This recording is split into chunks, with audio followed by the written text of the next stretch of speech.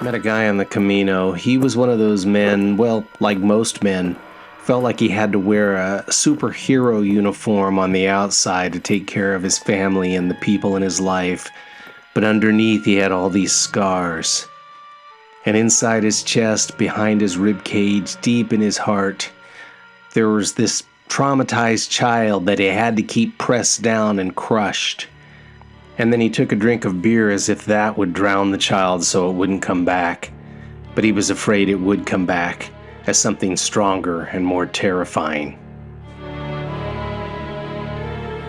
So in the middle of packing, we went to Bali on a trip that was far more traumatic for me than it should have been.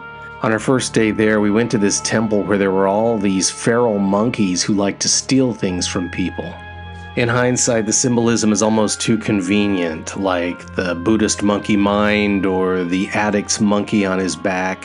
Whatever the case, the monkey's a wonderful metaphor for all the shit that you keep inside, like that traumatized child. I debated whether or not to tell this story, but you just never know who your experience is going to help.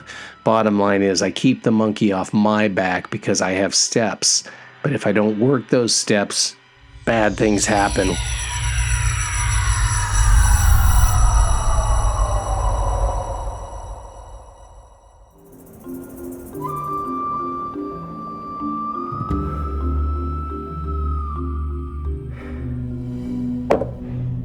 Just sitting here, wondering if I should just fucking drink myself to death.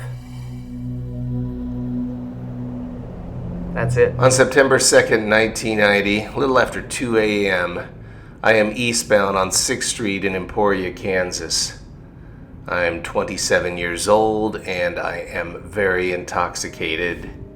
And I pass a police car and discover that I am going about 15 miles over the limit. So I zip up here, turn left on my street, thinking that I will get to my apartment, get the keys out of my car, get into the apartment before the cop can catch me, and then he can't write a ticket. Somehow I believe that was how the law worked.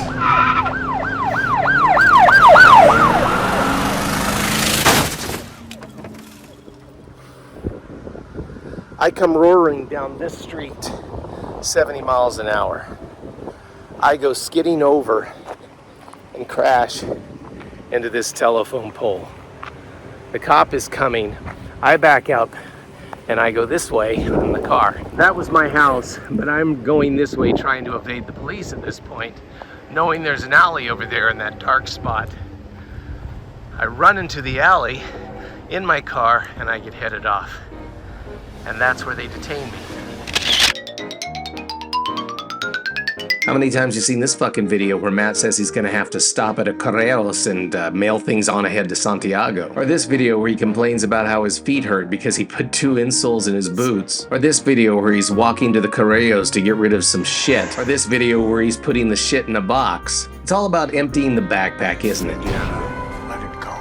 Not just of the stuff that's too heavy like our canteen or our shampoo or our extra pair of socks, and not just a house load of shit because you can only take so many boxes of stuff to Spain. It's also about emptying your life of the things that are inside here, things like your triggers, things like your beliefs, things like your performative service and your recreational outrage and your need to be right about everything. You know, when I was in Nice one time, I saw this sweatshirt in a window and I posted it on Instagram. The sweatshirt read, "Bury the past." And we think that's nice and good and romantic. Oh, I put the past behind me. I don't even think about it. I don't even dwell on it. But what about the parts of your past that are still there, buried, unnoticed, like a cancer? I'm not talking about past experiences, good and bad, that we use to justify our victim status. I'm talking about old behaviors that we haven't called upon because we haven't needed them, because we haven't been triggered. But once in a while, something can come along and trigger you. And if you're not vigilant, it's gonna bite you in the ass. Roll the old home movie there. This is me as a little kid. See that eye Mom used to call, there's your old squint eye. It's been messed up since I was a child. It's one of the reasons that my logo, which was inspired by the yin yang, that eye is always looking off to the left. A doctor told her, your son is always gonna have problems. He's always gonna have handicaps. He's going to have coordination issues.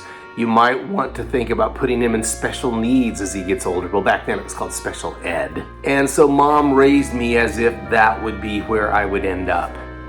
Obviously, once I got to kindergarten, she decided to put me in with the other kids, but there was always this sense, Dad saying, come on, boys, let's go hunt and let's go fish and let's go work on the car. And Mama, no, Matthew can't come. Matthew's not strong enough. At times it felt like the family had achieved perfect balance, and then I came along. I was loud and defiant, and I didn't feel like I was a part of anything. So when I turned 17, I rebelled.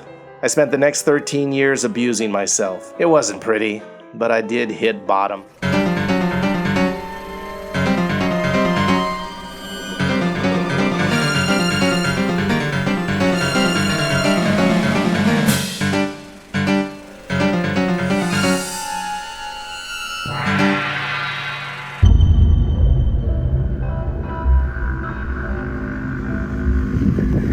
Right over there used to be an elevated platform. It's been a while. I just remember in the 80s, after the bars closed, we'd come out here and sit and watch the trains go by. Pretty much all night, until the sun came up.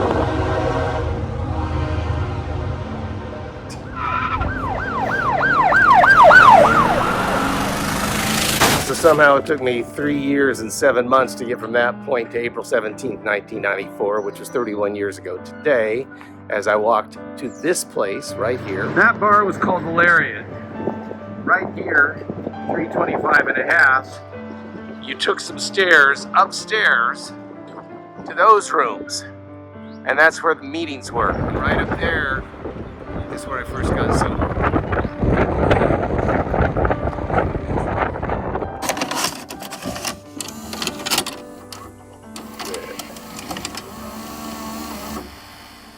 We're about 65 miles from the airport where we'll pick up Matt. What? That's me less than 2 months after taking my last drink. That smile's not real. I'm jittery, crazy, I want a beer, and the last thing I want to do is go camping in the woods for 5 days.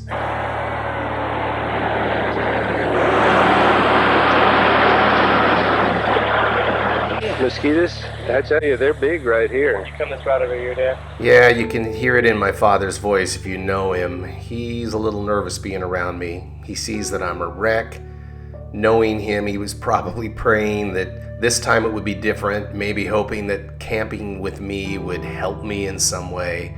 But this was the first time I camped with him since I was a little kid, and I'm sure that's not lost on him.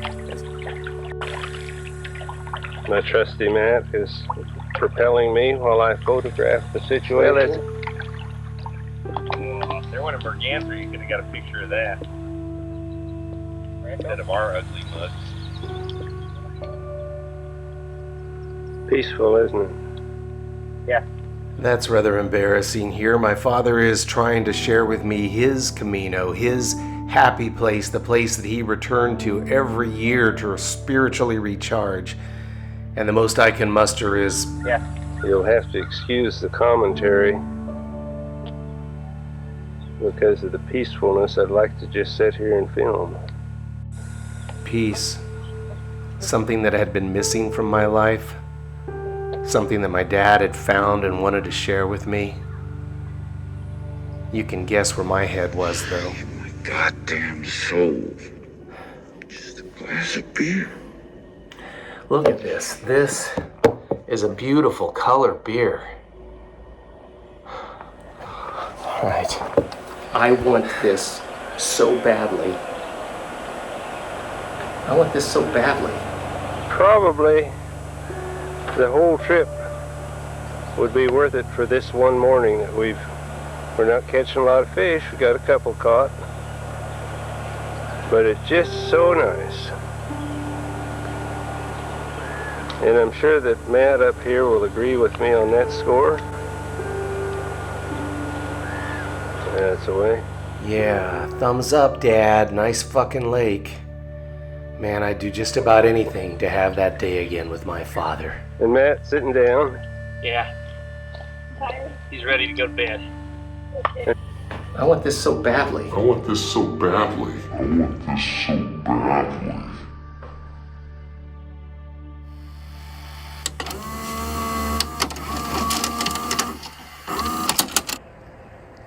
That is so cool. This is the Emporia State University campus. As you can see, it's kind of a pretty campus. It's a small campus. Plum Hall is beautiful. Albert Taylor Hall inside. I did a couple plays there. Good memories here. And last night I watched some of my favorite scenes of the movie Better Man. If you don't know it, it's about Robbie Williams' career. They made this artistic choice to depict him as a chimp, which is, it works, believe it or not. But one of the recurring themes is, as he gets more and more successful when he performs on stage, he keeps seeing younger versions of himself in the audience, scowling at him, making throat-slashing gestures. I get this. He loathes himself, and these are all various masks he wears as Robbie Williams. So the self-loathing translates to these versions of himself threatening him from the audience. One scene, he actually has a fantasy where he jumps in the audience and kills every past version of himself because of his self-loathing. But at the end, when he's recovered, he's performing with his dad, and he sees the same characters watching him from the audience. But when he finishes, they all soften to get up and applaud him. And I know it's all heavy-handed symbolism, but it's sort of like me forgiving that old, mean, nasty version of myself. Empty the backpack. I want this so badly.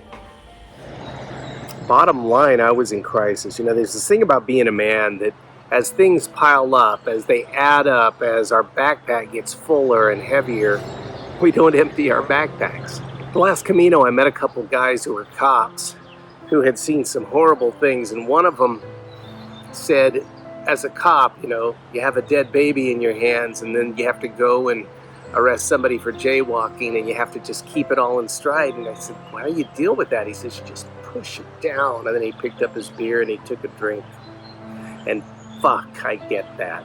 You just keep putting things in your backpack until it becomes so heavy you can barely stand it. And Robbie Williams, on his documentary on Netflix, he talks about when he had a panic attack on stage because he just felt the enormity of this tour, how everything and everybody depended on him. He was this linchpin. You pull him out and it all collapses. I'm starting to go into crisis, and I don't feel entitled to have a crisis because she's going through far worse. So you push it down, but I don't have the luxury of drinking that beer. And you keep pushing it down. And then there was this day we went to see this temple. We're the tour group on a bus, so we go to see this temple. And my wife says, I can't go up. I'm gonna wait in the bus. And I don't want to leave my wife alone. But I go up this temple, and I have to go up with the guardian. And then the guardian does a couple weird things, and I'm not going to go into details, but they were triggers. And suddenly, it's like looking out in the audience and seeing this younger version of yourself who is incompetent and unable to manage. And I kind of lost it by the time I got back, you know. And I put that in my backpack and say, there it is, stay there. And I snapped. I snapped. I brought the chaos.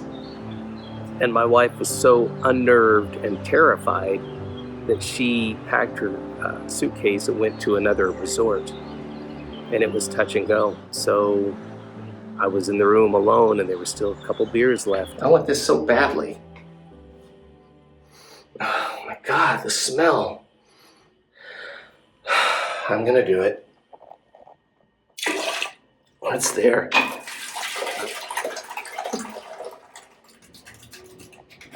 Oh, I need a Camino. Once that was resolved, there was only one thing to do. Well, I'm northbound on I-35, heading up to see this guy. This was the guy who was instrumental in me getting sober. I owe him my life, and I wanted to go thank him. We called him Gunny. He had been sober about 8 years when he took me under his wing. He died just before I took a 20-year chip, so he was sober the last 28 years of his life. Out here in St. Peter's Cemetery, you can see his plot over there. The interesting thing is he was the last one there to die. his family had money and most of it went to those tombstones. So his is just this little cross here.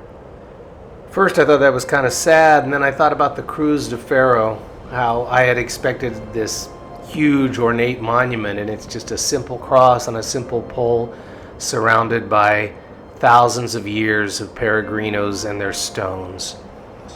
Reminded me of Indiana Jones in The Last Crusade. I made that reference on my Camino when he's trying to pick out the right Holy Grail, and he says, "Now that's the cup of a carpenter." This is a cross of a shepherd. Oh no. Keep it simple. There's too much left for you to do, and Don't let me hear you say life's taking you nowhere. oh, there's too much left for you to do, and oh no, there's too much left for you to do, and oh no, there's too